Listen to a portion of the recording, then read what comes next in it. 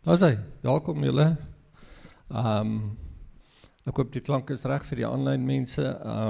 Ons blykbaar so 40 tot 80 mense wat die diens kyk op die internet. So ons is baie dankbaar vir dit. Ons hoop dit sal groei en ons hoop dat die kerk hier ook bietjie sterker sal word weer. Ek wil julle aanmoedig om mense te nooi, dat hulle kom om die woord van die Here te hoor. Laat ons mense nooi na die kerk toe. Gaan nie regtig oor getalle nie, ek en Jana het so 'n bietjie vroeër daaroor gepraat, al is dit net 1 of 2 mense, is dit nog steeds die moeite werd, maar nog steeds ons wil soveel as moontlik mense by die Here uitbring, nie. So kom ons probeer dit doen. Goed, kom ons word stil voor die Here en ons bid saam. Liewe Vader, baie dankie vir hierdie nuwe dag. Dankie vir die seën soos ons nou gesing het, Here.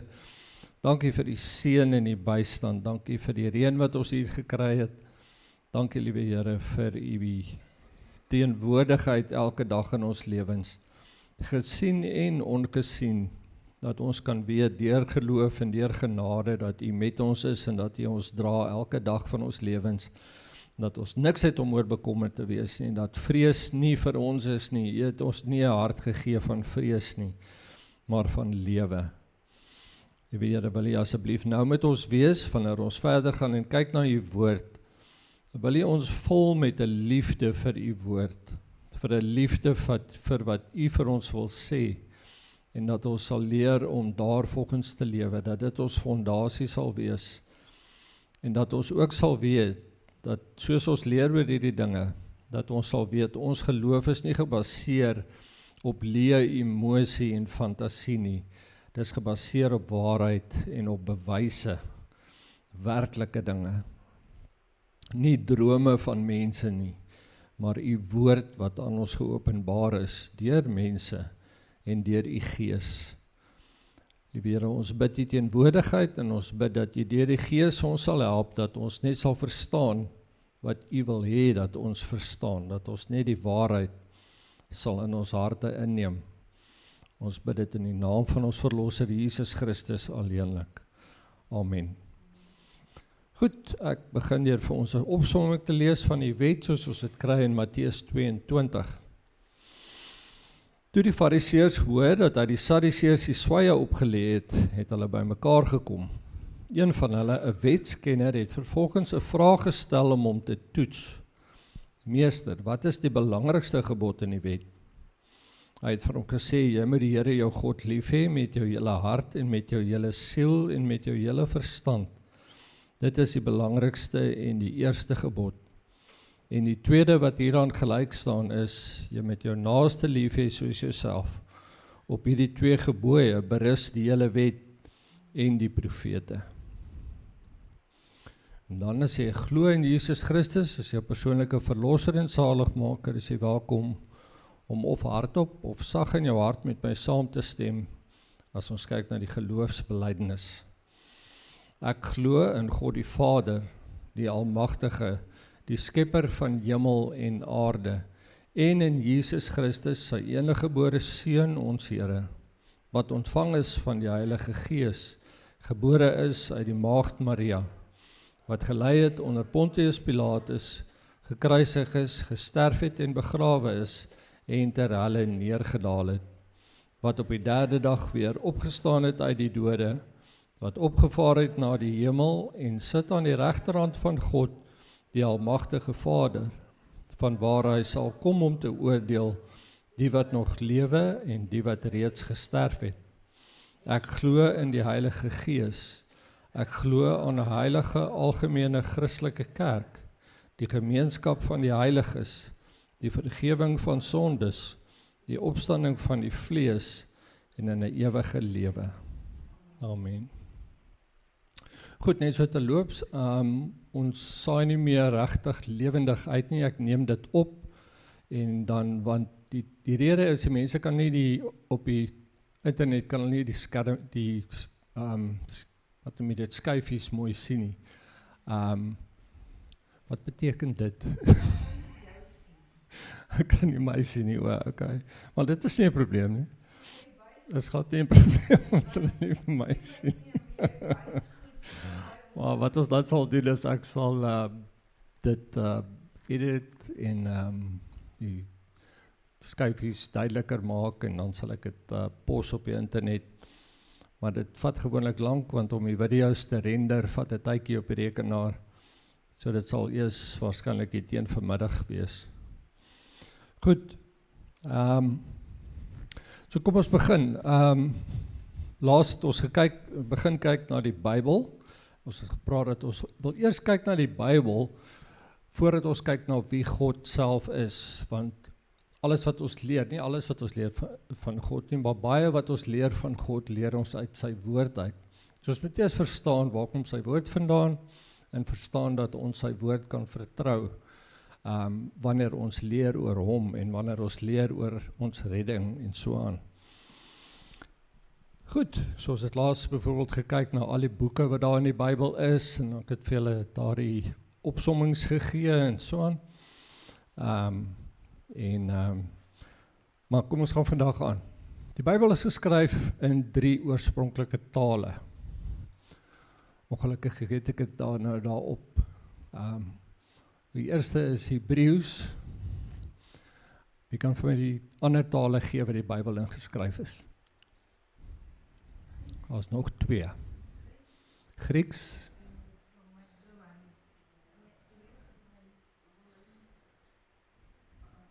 Ander een is Aramees. Goed, daar is nie baie wat in Aramees is nie. Is net so klein gedeeltjies uit die Bybel uit. Ons gaan nou daarna kyk. Die Nuwe Testament is in Grieks geskryf. Goed, klassieke Grieks. Maar ons sal daarby uitkom. Maar kom ons kyk eers na Hebreëus. Die meeste van die Ou Testament is in Hebreëus geskryf. Maar eintlik in 3 weergawes van Hebreëus. Die eerste weergawe is Paleo-Hebreëus, soos wat julle daar bo sien. Dit is nou natuurlik op 'n rekenaar wat jy daar het, maar natuurlik is dit met die hand geskryf in die ou tyd. Dis alles hoofletters. Hebreëus, hoe lees 'n mens Hebreëus? Van regs na links, nee. Lees van regs na links. Aramees lees 'n mens ook van regs na links. Grieks lees 'n mens van links na regs. Chuck Missler hou daarvan om te sê die tale loop na Jerusalem toe. Tale wes van Jerusalem lees 'n mens van links na regs, so jy lees na Jerusalem toe. Tale oos van Jerusalem lees jy van regs na links. Dit is natuurlik nie altyd waar nie. Dit is meer van toepassing op die ou wêreld, die wêreld van die Ou Testament en die Nuwe Testament. Verder oosterse lande tale lees 'n mens ook van links na regs. Maar dit is 'n oulike idee om te hê. Daar wat julle daarso sien is Paleo-Hebreëus daarbo. Van daai is Psalm 1 vers 1. Gelukkig is die mens wat nie die raad van goddeloses volg nie. Dit is wat daar staan. Dit is natuurlik 'n ander alfabet. So jy sien eers die blok Hebreëus, of die Paleo-Hebreëus. Dit is hoe Moses neergeskryf het. Daai teks wat julle daar sien. As jy byvoorbeeld kyk na Alef, wat ons het as 'n A, dit kom oorspronklik, dit is piktografies. So dit is 'n prentjie. So hierdie het byvoorbeeld oorspronklik gelyk soos 'n bok, 'n bees, 'n bul of 'n os se horings. Dis waar die Alef vandaan kom. Die Alef verwys na krag, sterkte, leierskap. Dit is waar byvoorbeeld die woord Ab vandaan kom, wat beteken vader. So elke letter het betekenis in die Hebreëse taal. En dan aan die onderkant hierso sien julle die Masoretiese teks. Dit is waar die vokaaltekens dan bygesit is. So die vokaaltekens is hierdie klein merkies wat 'n mens hier sien. dis die vokaaltekens. Al hierdie is konsonante. Daai ook, is ook 'n konsonant. Maar hierdie klein tekentjies wat jy hierso by sien, is die vokaaltekens. So in die ou dae was die spraak, hoe jy die woorde uitgespreek het, was geleer van jou ouers af en so aan. So hulle het nie die vokaaltekens regtig nodig gehad het nie, maar soos dit met die mense meer geword het, en soos wat tale versprei het, was dit naderhand nodig om te probeer standaardiseer, hoe spreek ons hierdie woord uit. So dit is hoekom hulle die vokaaltekens by begin sit het. Goed, so Hebreëus is nogal iets buitengewoons. Meeste van die alfabette is foneties. So jy het geleer hoe jy die letters klink en jy die woord uitgespreek. Maar Hebreëus dra, soos ek nou gesê het, 'n betekenis. Elke letter het 'n betekenis. As ons praat van KLM, dit beteken nie iets op sigself nie. Maar in Hebreëus, elke letter het 'n betekenis. Byvoorbeeld, iets interessants, onthou julle toe Abraham en Sarah se name verander is? Onthou julle dit? Sarah se naam was eers S-A-R-A. Toe word dit Sarah met 'n H agteraan. Abraham was A-B-R-A-M, kort Abraham, en toe word dit Abraham. Wat was die rede daarvoor? Kan iemand vir my sê? Dat 'n H bygekom by beide van hulle se name. Dit is die hy in Hebreëus. Het verwys na die gees van God. Die breath of God was added to their names. So hy het hulle geëien vir homself. Dis hoekom hy hulle name verander het.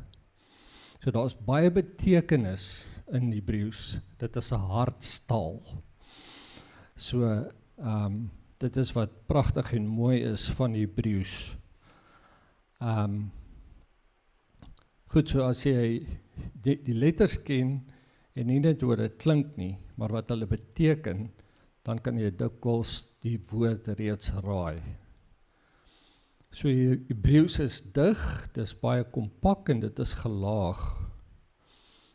Dit neem baie keer 3 Engelse woorde om 1 Hebreëse woord te byvoorbeeld te kan vertaal. Om Hebreëus te vertaal is moeilik. Die vertalers van die Bybel kan vir jou vertel, is moeilik om Hebreëus te vertaal, omdat dit soveel, dit is so eenvoudig, maar dit kan soveel diepte van betekenis dra. So dit is amper 'n soort van interpretasie wat jy moet doen, as jy Hebreëus vertaal. Dit is nie so maklik om die Hebreëse taal te vertaal nie. Goed, as jy Hebreëus gelees het, dan moet jy mediteer daarop. Die gees van God was nodig, sodat jy dit regtig kon verstaan. Want dit was nie so spesifiek nie. Maar God het dit geopenbaar aan die mens deur sy gees. Die ander taal is Aramees. Nou, daar is nie baie in die Bybel wat Aramees is nie. Arameese teks kry ons byvoorbeeld in Esra 4, vers 8 tot Esra 6, vers 18, is oorspronklik in Aramees geskryf. Julle sal sien, het gebruik dieselfde letters as Hebreëus. Het gebruik dieselfde letters, maar dit is 'n ander taal. Esra 4 tot by 6 was die Persiese skrif oor die herbou van die tempel. So in Persië het hulle Aramees gepraat, dis waar die Hebreëse mense Aramees opgetel het. Interessant om te weet dat toe hulle teruggekom het van die ballingskap af, kom baie van die Jode nie Hebreëus praat meer nie. Want hulle was in 'n ander land, hulle het ander tale geleer. Soos wat baie van Suid-Afrikaners gaan oor see, hulle het kinders daar, en hulle kinders kan nie meer Afrikaans praat nie. Hulle praat net Engels, byvoorbeeld mense wat in Australië is of so aan. Toe ons in Amerika was, het ons kinders absoluut gedwing om Afrikaans te praat in die huis. Dit was baie keer was daar 'n argument in ons huishouding, want ons het ons kinders gedwing om Afrikaans te praat.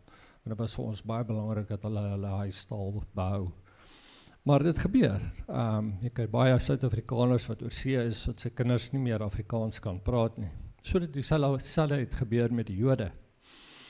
So dit is hoekom toe hulle teruggekom het, moes al vertalers gewees het, soos ek laas gepraat het met koning Josia, toe hulle die geskrif ontdek het, moes daar ouens wees wat dit vertaal vir hulle, want hulle kon nie die Hebreëus verstaan nie. So dis hoekom Aramees was 'n redelike algemene taal, in Jesus se tyd ook. Kry dit ook in Esdra 7, 12 tot 26, dit is die koning Artaxerxes vir Esdra gestuur het, om Jerusalem te herbou en die tempel te herbou. Jy kry dit ook in Daniël, redelike groot gedeelte in Daniël is in Aramees, van hoofstuk 2 af tot hoofstuk 7, en dan kry jy net een versie in Jeremia 10 vers 11. So jy het ook gekry, as jy kyk dan na die blok Aramees, het ook nie die vokaaltekens gehad nie, en as jy kyk na die Masoretiese teks, dan sien jy ook die vokaaltekens daarby. Goed, en daai vers wat julle daar sien, kom uit Daniël 2 vers 4, O koning, leef vir ewig, vertel die droom van u dienaars, dan sal ons u die uitleg gee. So dis wat daar staan. Moenie my vra om dit te lees nie. Goed, en dan kom ons by die Nuwe Testament. Nuwe Testament was geskryf in klassieke Grieks. Dit is nie heeltemal dieselfde Grieks as wat die Grieke vandag in Griekeland praat nie. Dit was redelik anders, maar dit het natuurlik ook, dit was die bron van moderne Grieks ook gewees. Nou Grieks was anders as Hebreëus in die sin dat Grieks was baie presies. Grieks het 'n baie groot woordeskat. Ek het eendag gehoor dat die Engelse woordeskat, die Engelse taal is ook baie lank, kom nou van ver af, nee, van ons wat op skool was, wat van Shakespeare gelees het, en so aan, daar's baie woorde wat vandag nie meer gebruik word nie. Ek het ook al gehoor dat as die Engelse woordeboek, die volle Engelse woordeboek uitgedruk sou word, dan sal dit so dik woordeboek wees. Nou Grieks is ook so, baie groot woordeskat.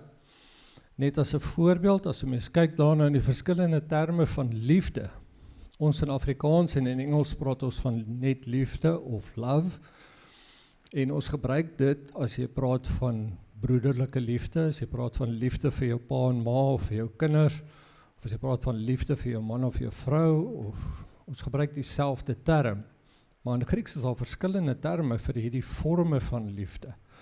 As jy bijvoorbeeld praat van agape liefde is typies wat ons gebruik wanneer ons praat van Godse liefde, wat 'n onselfsugtige, gewende liefde is soeke na die beste vir die ander persoon, die regte ware liefde, die goeie tipe liefde, noem ons agape liefde, dis onselfsugtig, dis toewydend, en dit is vol aksie. Dit gaan nie soseer oor gevoelens nie, dit gaan oor wat ek doen en wat ek sê.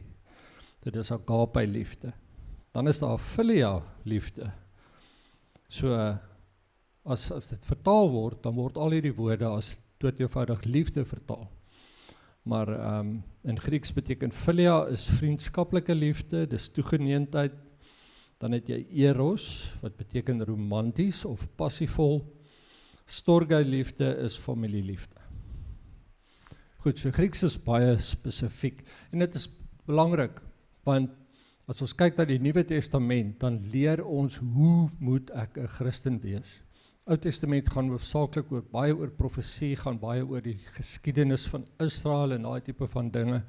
Het gaan oor hartsake. Maar as ons kyk na die Nuwe Testament, dan leer ons regtig meer van God en ons leer meer van hoe ons moet lewe as kinders van God. En daarom is dit nuttig dat God gekies het dat Grieks ontwikkel het, sodat hy in Grieks vir ons kan sê oor hierdie details. So, dit is hoe klassieke Grieks dan lyk. As ons daar kyk, daarbo, dit is hoe dit geskryf is in daai tyd. Dit is hoe Paulus en Petrus en so aan geskryf het in die Nuwe Testament. Alles aan een. Woorde was nie uit mekaar geskei gewees nie, was nie spasies tussenin gewees nie. Jy het dit van links na regs gelees, en dis hoe dit gelyk het. Later is die een aan die onderkant ontwikkel, dit is die standaard kritiese Grieks, wat ons daar het, en dit lyk soos ons het daar so sien. Goed, nou, hierdie klassieke Grieks, hoe dink julle het dit in die wêreld ingekom? Die mense het dan Hebreëus en Aramees gepraat, hoekom praat hulle nou skielik in Israel Grieks.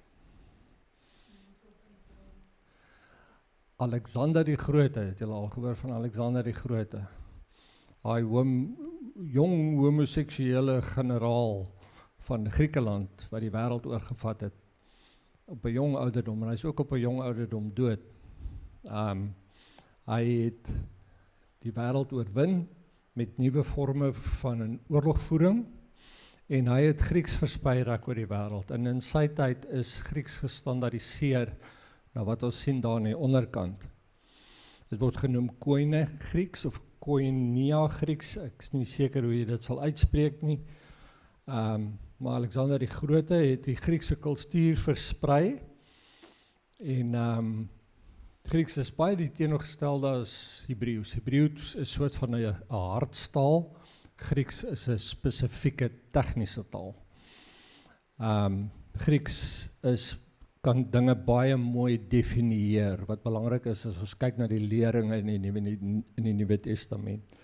Elke Griekse woord het 'n tyd, dit het 'n stemming, 'n stem, 'n persoon en 'n nommer, wat gekoppel kan word aan elke Griekse woord. Goed, is baie analities en is baie presies. Hebreeus gee vir jou die diepte en Grieks gee vir jou die presisie. So dit is die wonderwerk dat die Ou Testament vir ons gegee is in Hebreeus en die Nuwe Testament in Grieks, en baie belangrik dat dit so is, sodat ons mooi kan verstaan wat God vir ons wil sê. Terloops, toe Pilatus die bord geskryf het, wat hy bo Jesus se kop gesit het aan die kruis, wat het daar gestaan? Wat het Pilatus geskryf? Die koning van die Jode, het hy geskryf. Onthou julle dat die Jode kwaad was daaroor, en hulle het vir hom gesê, nee Pilatus, hy het gesê hy is die koning van die Jode, maar ons erken hom nie as die koning van die Jode nie. Onthou julle dit? Mense, julle moet julle Bybels leer, julle moet leer. Ons leer hierso, ons leer van die Bybel. Kryf julle, bou julle kennis oor die Bybel. En wat se tale het hy dit geskryf?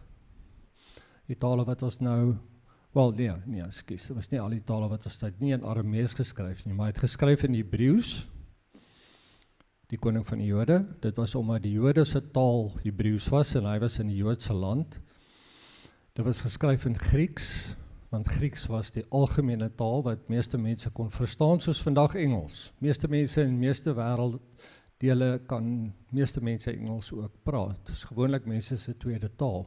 So was dit gewees in daai tyd. Jou tweede taal was Grieks. In jou huistaal het jy dalk 'n ander taal gebruik, maar in die wêreld buite het jy Grieks gebruik. En dan die derde taal wat hy daar gebruik het was Latyns. Dit was die wettige taal van die Romeinse Ryk. So dit is wat die Romeine in hulle wette en so aan gebruik het. So dis die drie tale wat wat Pilatus gebruik het om die koning van die Jode te skryf bo aan Jesus se kop. Goed, so as ons nou verder teruggaan, terug na Genesis 11 vers 1 toe.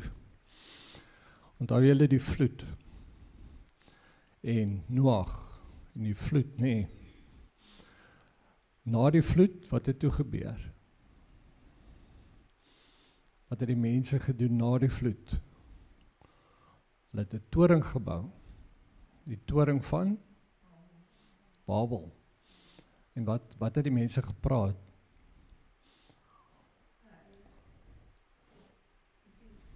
Ons weet nie regtig wat die mense gepraat het nie. Gelowiges dink, ons dink dit was Hebreeus. Maar ons is nie seker nie. Die geleerdes weet self ook nie, hulle sal self ook sê, hulle weet nie regtig wat die eerste taal was nie. Daar's dispute rondom dit en so aan.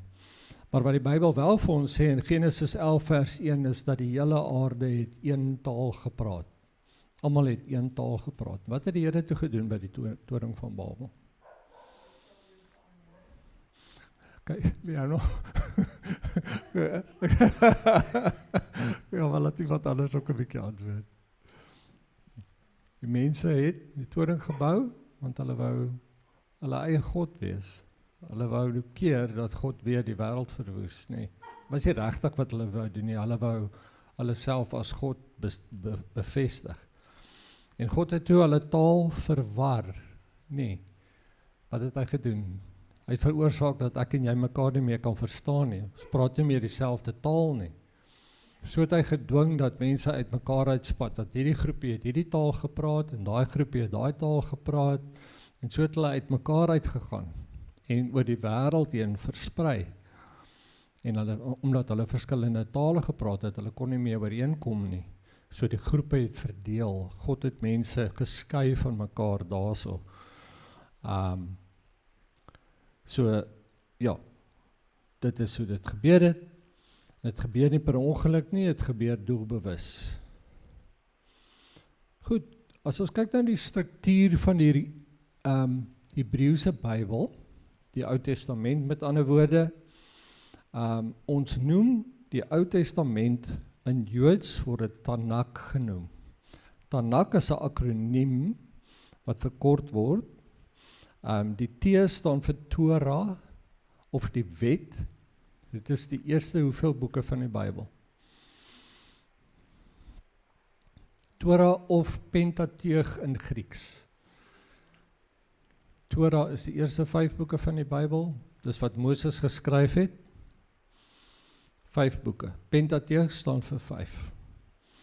En dan die Nefiim, dis die profete, al die profete, en dan kry jy die Ketuvim, wat die ander geskrifte is. So die Hebreëse Bybel is 'n bietjie in 'n ander volgorde as ons Bybel.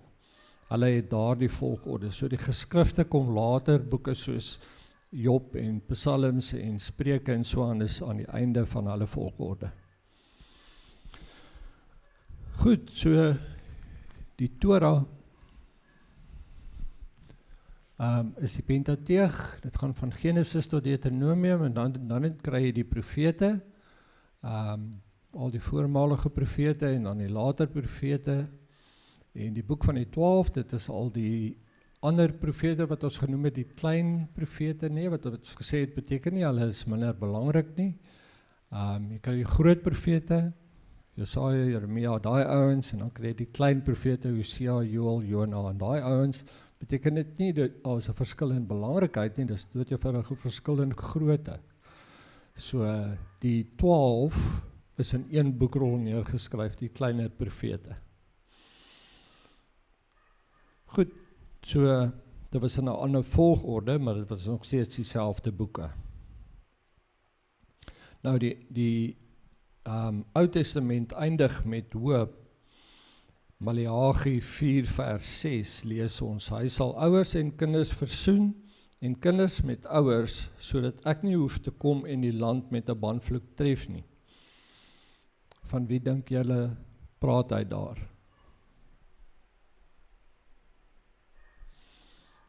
Hy sal ouers met kinders versoen en kinders met ouers, sodat ek nie hoef te kom en die land met 'n banvloek tref nie.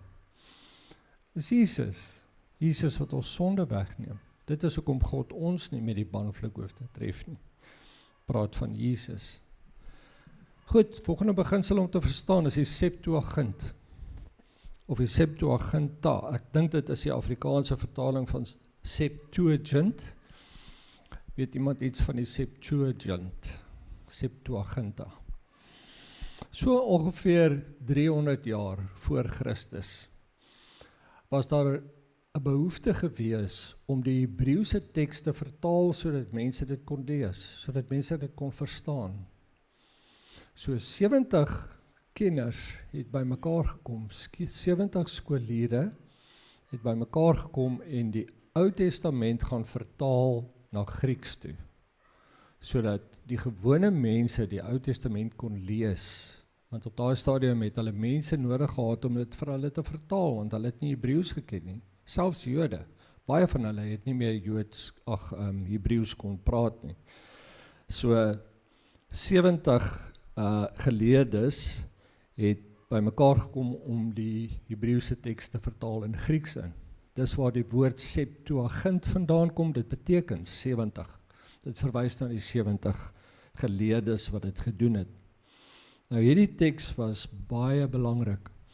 Die vroeë kerk, die kerk wat jy van lees in Handelinge, die Bybel wat Jesus en sy volgelinge gehad het, was die Septuagint. Dit was die Griekse vertaling van die Ou Testament.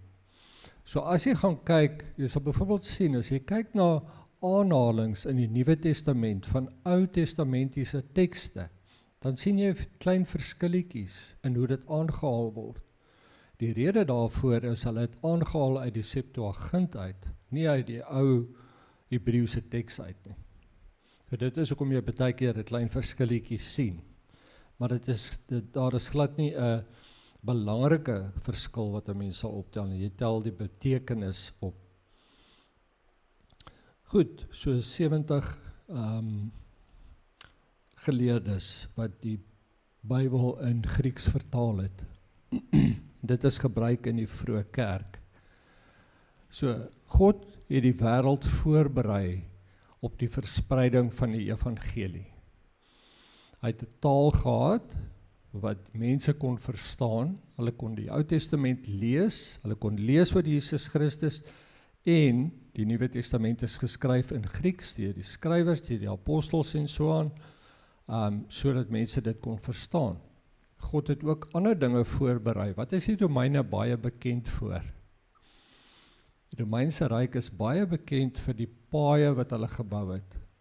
Reg oor Europa en Noord-Afrika en in die Midde-Ooste het die Romeine gegaan en strate gebou van klip.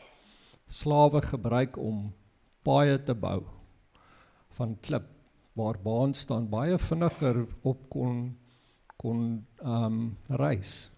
En dit het die verspreiding van die evangelie baie makliker gemaak. Toe Paulus en Barnabas en al die ouens die evangelie begin versprei, wat 'n mens lees oor in Handelinge, het hulle hierdie paaie van die Romeine gebruik om die evangelie te versprei.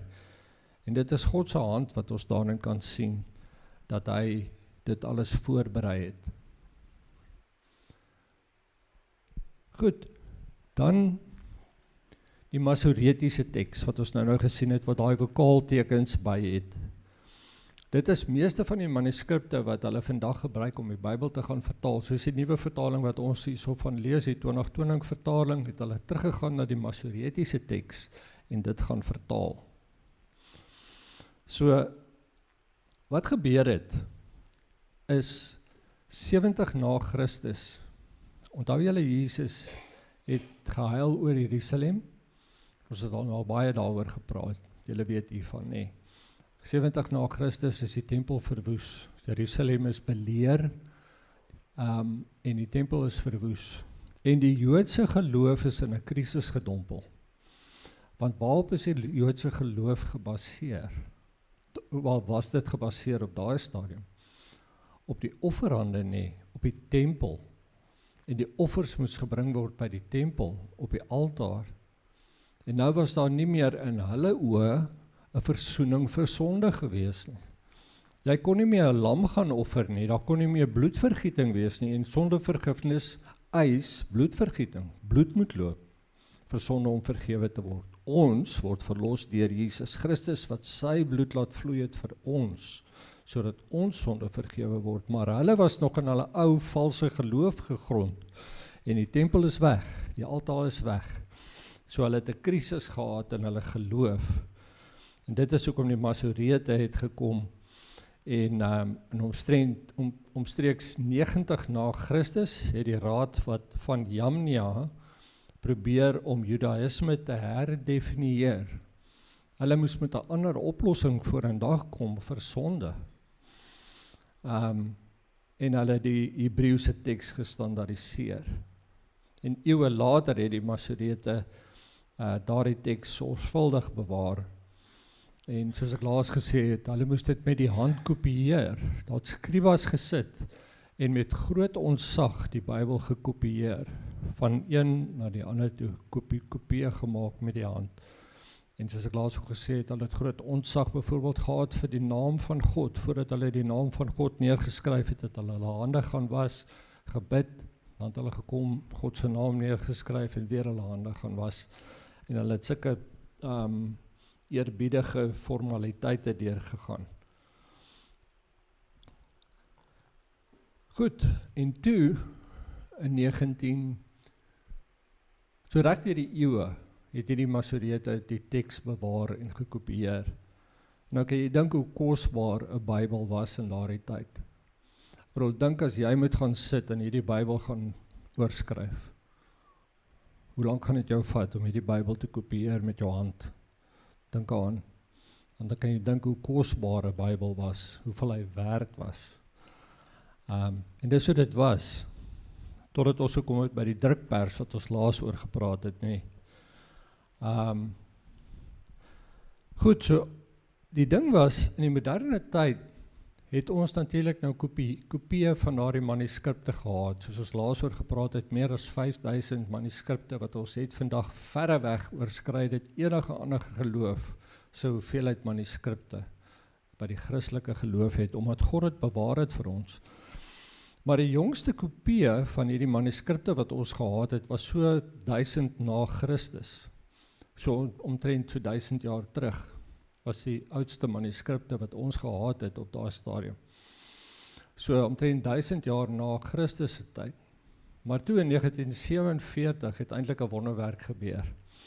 En dit was die ontdekking van die Dead Sea Scrolls, die dooie see geskrifte.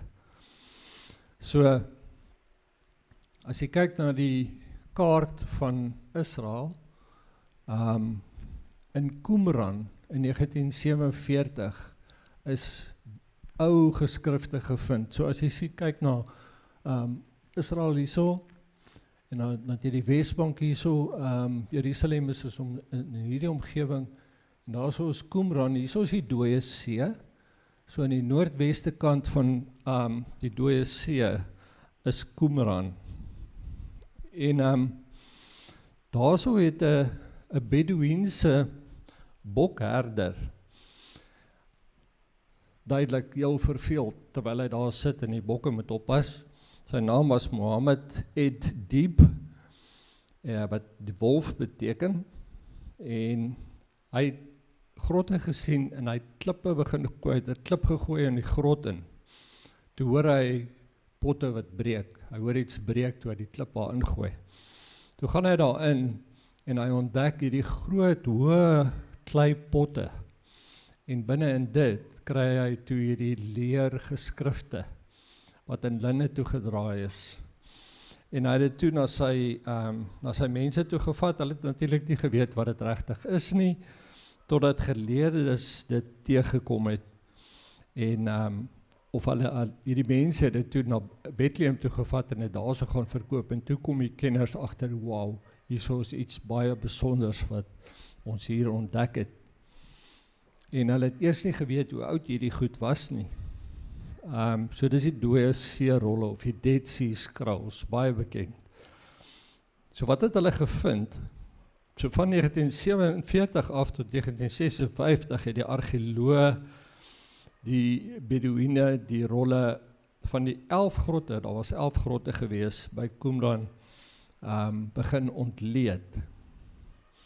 En hulle het gesien dat daar gedeeltes uit die Oud-testamentiese boek, of gedeeltes was van al die Oud-testamentiese boeke, behalwe net Ester was nie daar gewees nie.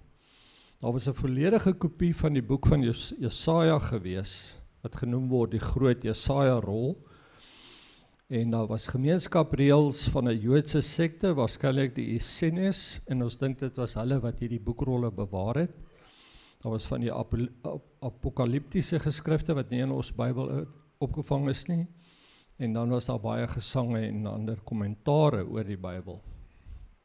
Nou hierdie rolle dateer van ongeveer 250 na Christus tot so ongeveer 250 voor Christus tot 70 na Christus. So die eerste keer het ons manuskripte gehad wat kom van voor die tyd van Christus af. So omtrent 1000 jaar ouer as die geskrifte wat ons voor dit gehad het. So die belangrikheid hiervan kan ons nie onderskat nie.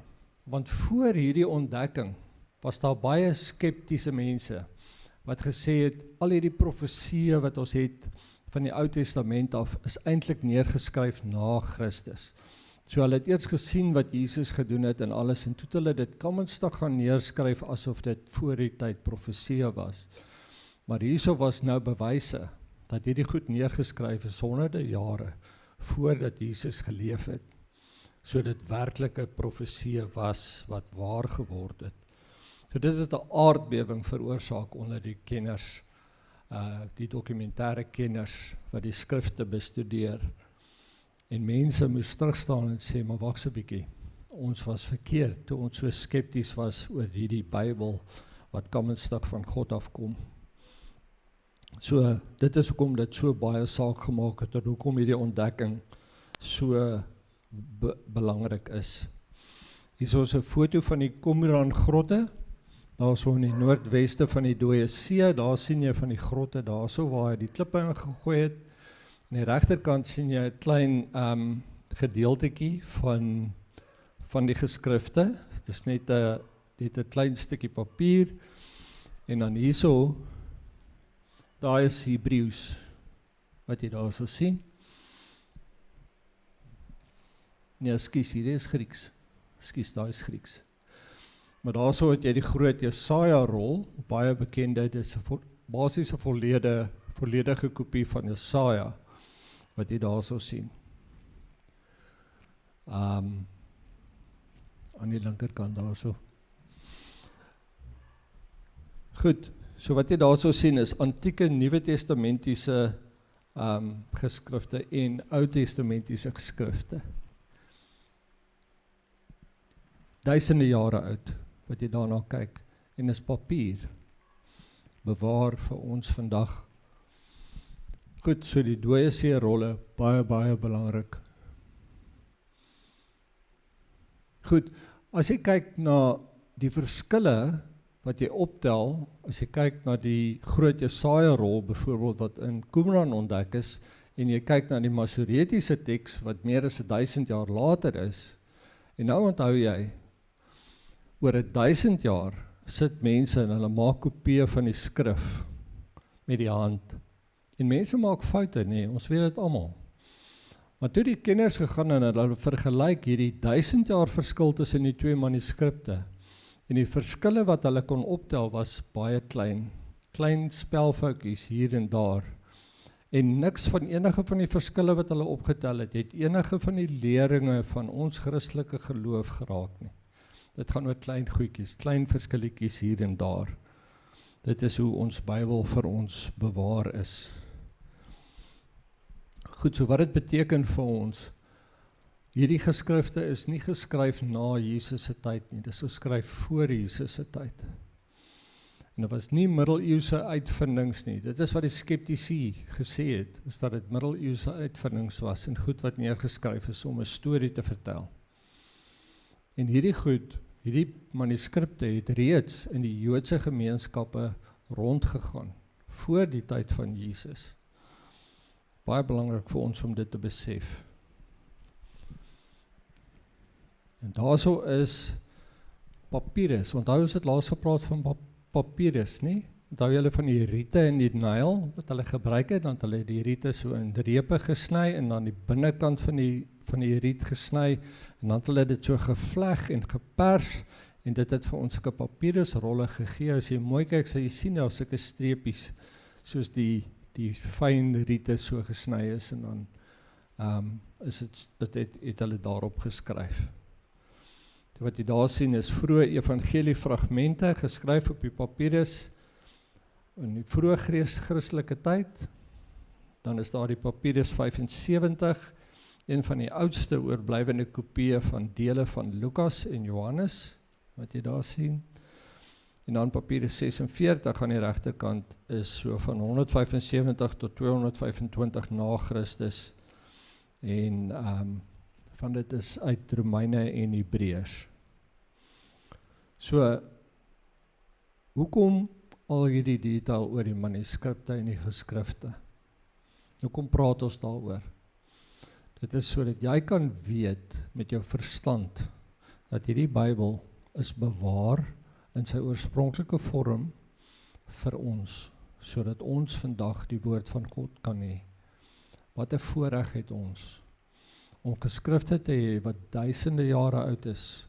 66 boeke geskryf deur ongeveer 40 skrywers deur die Gees van God wat hulle geïnspireer het, sodat ons vandag die woord van God kan hê en sodat ons vandag kan weet, hoe kan ek verlos word? Hoe kan die probleem van sonde van my af weggeneem word voor 'n heilige God? Ons kan hierdie dinge weet. God het gepraat en God praat vandag nog met ons. God het Hebreëus gekies vir die Ou Testament en Grieks vir die Nuwe Testament met 'n rede, sodat ons leringe kan verstaan, maar dat ons ook die hart van God kan verstaan. Dis hoekom ek gesê het aan die begin, die Bybel is nog nooit verkeerd bewys nie, nog nooit. Dit is nie waar van enige ander boek wat mense geskryf het nie.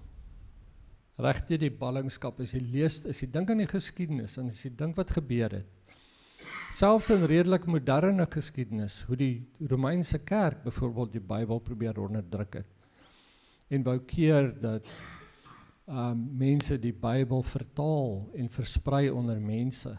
God het reg deur die eeue heen die Bybel vir ons bewaar. Dis hoekom Hebreërs 1 vers 1 tot 2 sê vir ons, God wat op verskeie tye en op verskeie maniere in die verlede deur die profete met die vaders gepraat het in die laaste dae tot ons gepraat deur sy seun. En dit alles leer ons uit sy woord uit. Goed. So wat nou? Ons het iets besonders in ons hande. Nie net die boek, nie net literatuur nie, nie net iets wat mense geskryf het nie, maar God wat met ons praat. Dit is hoekom, as ons dienste doen, dan doen ons dit uit die Bybel uit. As jy na enige kerk toe gaan, as jy na enige plek toe gaan waar daar gepraat word oor die Here, en mense haal nie uit die Bybel uit aan nie, moenie eens luister nie. Want jy luister na mense se opinies. Ons moet luister na die woord van God. Dis my job, om te kyk wat sê die woord van God, en dit dan vir julle deur te gee. Goed, so, daai opsomming van die Bybel wat ek vir julle gegee het, ek gaan myself nou hierso verneder. Ek gaan al my boeke toemaak. Onthou julle, ken julle die Bybel boeke? Wie kan die 66 boeke vir my opsê? As jy hierdie Bybel het, so is, iemand het hom nou gevat. Van julle Bybels, wys hom net, hy het nie, kyk haar Bybel, nee, bring hom vir my gou, asseblief. Iemand anders, gaan na die inhoudsopgawe van jou Bybel toe, dan kan jy my check. Dankie, as ok, jy kan my net so vir my gee, dankie. Hierdie Bybel, sien julle hierso, het nie hierdie tags in nie. Hy het nie daai klein ingeduikte deeltjies in wat vir my die boek se naam gee nie. So as ek nou Hosea 2 vers 4 soek, hoe kry ek hom? Ek moet hier na die inhoudsopgawe toe gaan, en ek moet kyk op wat sy bladsy is dit, dan moet ek na die bladsy toe blaai, en dan sukkel ek om te kry, en dan kry ek hom. Ons moet die boeke van die Bybel ken. Hoe kry jy Jona 5? Jy weet, so, kom ons gaan gou deur. Check my uit daai inhoudsopgawe. Wat se eerste 5 boeke is die Pentateeg, die Torah, is die boeke van Moses, nee. Genesis, wat is die eerste boek? Nee, ek moes dit nou nie gesê het nie. Genesis is die eerste boek. Oebig. Ok, ja, wil jy dit probeer? Die boeke? Nee, jy mag nie afkyk nie.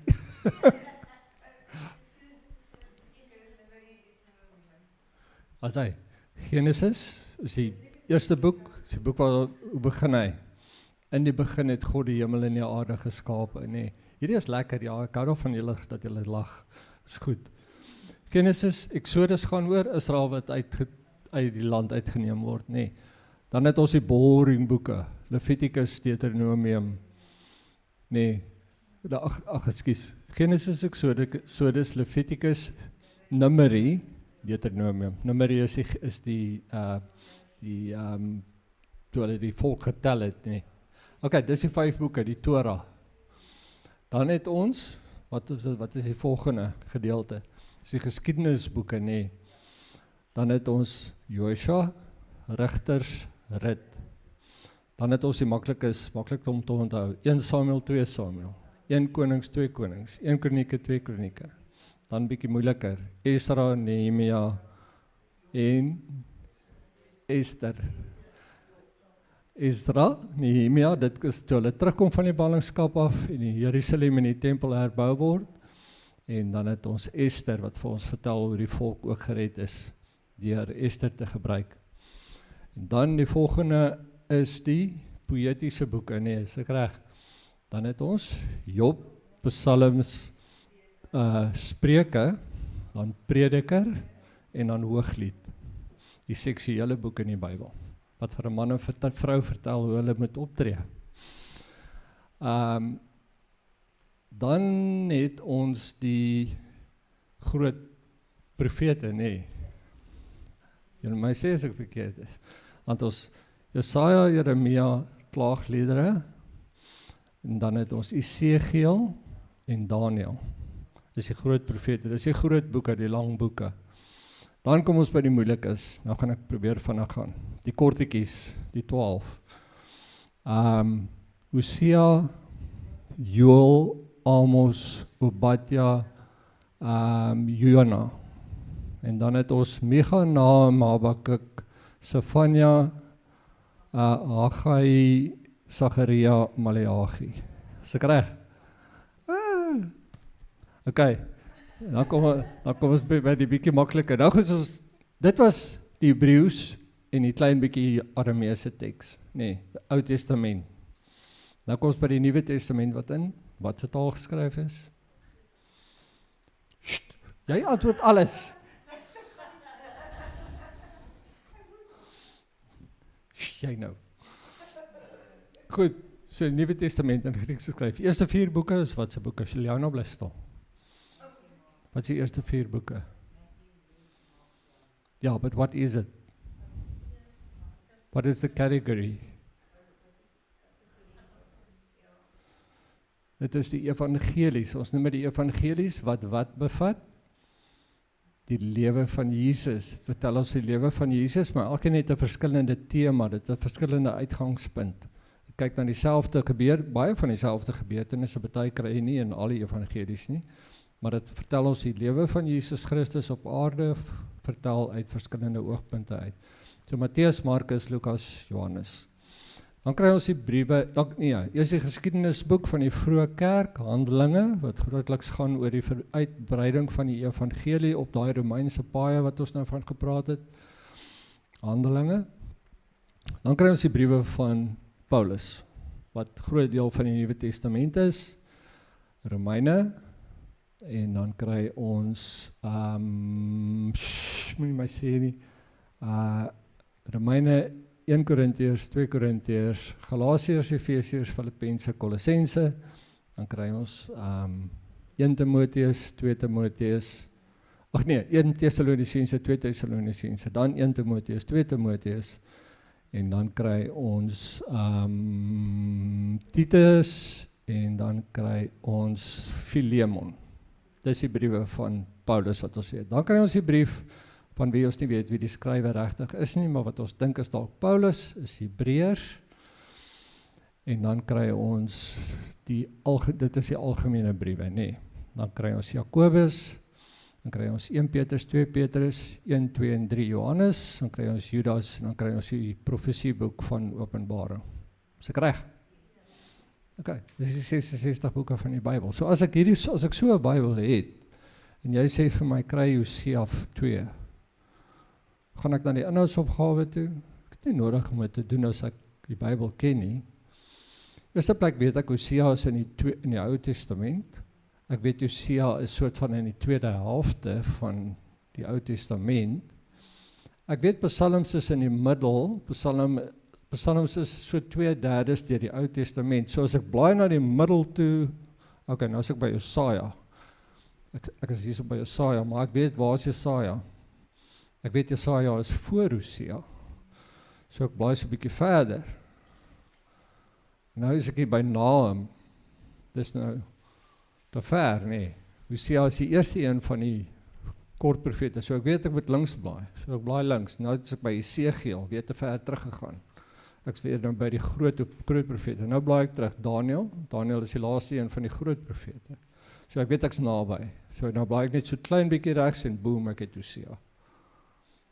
Ok, so hoekom is dit belangrik dat jy die boeke van die Bybel ken? As iemand vir jou Bybelvers gee, kan jy dit vinnig gaan opsoek.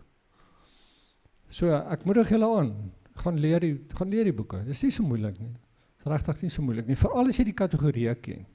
Daar's klomp 5, die eerste 5, dan die volgende 5, en dan gaan jy so aan. En dan is daar die 4 by die evangelies. Leer die boeke uit jou kop uit, jy moet dit so kan opsê. Ok, dit help ons almal. Ok, so ek het daarom soort van deurgekom, ek het so 'n bietjie vasgehaak hier en daar. Goed, mense, ons moet ons Bybels ken. Hoe, ek het dit al voorheen vir julle gesê, as 'n ou meisie wil hê, as hy 'n meisie daarop in jou skool daar, as jy verlief op 'n meisie, wat doen 'n seun? Hy bestudeer haar soos 'n boek. Hy gaan en hy leer soveel as wat hy kan oor haar. Hy vind uit waar sy bly. Wat is haar telefoonnommer? Waarvan hou sy? Hou sy van sjokolade? Hou sy van steak? Wat hou sy van om te doen? Weet, hy leer haar, want hy's lief vir haar. As ons Here lief het, dan moet ons hom leer ken. Ons wil weet van hom. En hoe weet ek van God? Ek lees sy boek. Dis wat ek doen. So hoe kan ek sê ek het die Here regtig lief en ek lees nie sy boek nie, en ek ken nie sy boek nie? Ons moet hierdie goed ken. As jy 'n slimfoon het, kry vir jou van hierdie apps, ek het op my foon 'n app,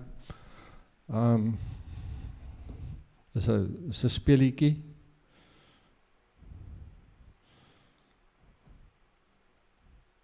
Bible Word, ek gaan sy naam hier so kry, Bible World Puzzle, en ek kan, hy het nou verskillende levels en goed, maar dis 'n lekker ding om mee te speel, hy vra jou vrae, dan moet jy dit beantwoord, dan gee jy vir die antwoorde. So, wie was die prostituut wat die 2 spioene gehelp het? Rahab. Ek probeer nie maak asof ek so slim is nie, ek gee nou vir julle goed wat ek weet, maar jy kan my maklik vasvra oor ander goed, maar so leer ons die woord van God ken, sodat as jy iets teekom in jou lewe, iets gebeur, iemand sê iets, hoe bepaal ek wat is reg en wat is verkeerd? Hoe weet ek? Ek weet dit deur te weet wat sê die Bybel. Ek moet weet wat sê die Bybel oor dit. As ek moet praat oor egskeiding, wat is die verskoning om te skei? Jy, daar in die hoek. Hoekom mag 'n mens skei? As iemand vir jou, as jy nou wil skei, of iemand sê vir jou, hulle wil skei, en jy's 'n kind van die Here, en hy vra vir jou, mag ek skei? Mag ek skei? Glad nie, nooit. Jy kan skei. Waaroor?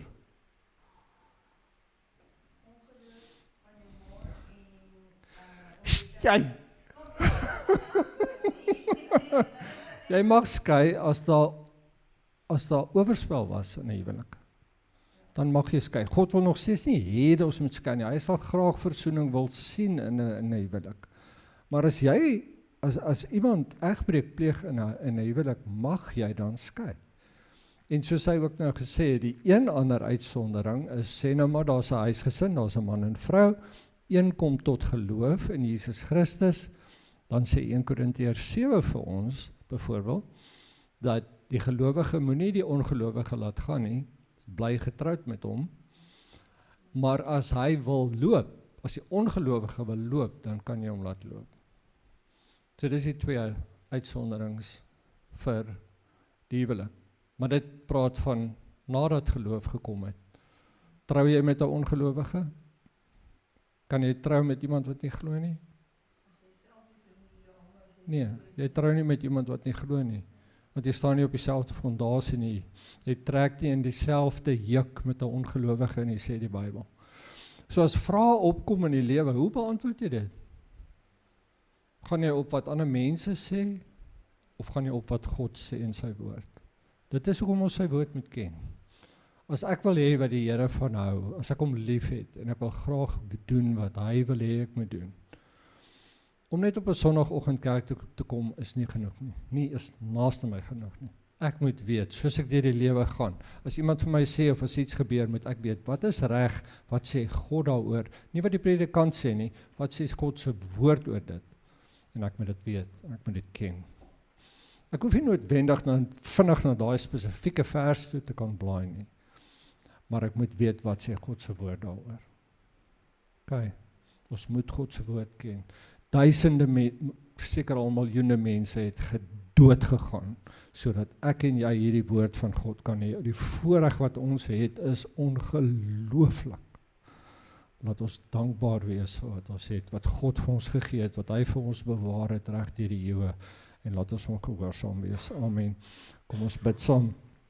Liewe Vader, baie dankie vir die woord en die liefde, vir die genade dat jy dit vir ons bewaar het, sodat ons vandag kan weet hoe ons moet leef, sodat ons vandag kan weet, hoekom het ons 'n probleem, dat ons die probleem van sonde het, dat ons kan weet, hoe word ons verlos van daardie sonde, deur die bloed van Jesus Christus, en dit is alles vasgevang in u woord. En ons het nou die dag die pragtige gedeelte gelees van wat gaan kom in die toekoms, hoe ons kan uitsien na 'n nuwe hemel en 'n nuwe aarde, waar die sonde heeltemal verwyder sal wees van ons, en waar ons in u teenwoordigheid en in u lig sal kan lewe. Daar's soveel pragtige, mooi dinge in u woord. Laat ons u woord ken, sodat ons weet hoe om te leef, sodat ons weet hoe om u te dien, sodat ons weet hoe om ander mense na u toe te lei, en sodat ons weet wat u vir ons beloof het en wat van ons eendag wag. Seën ons asseblief met 'n liefde en 'n hinkering na kennis van u. Ons bid dit in die lieflike naam van Jesus Christus alleenlik. Amen.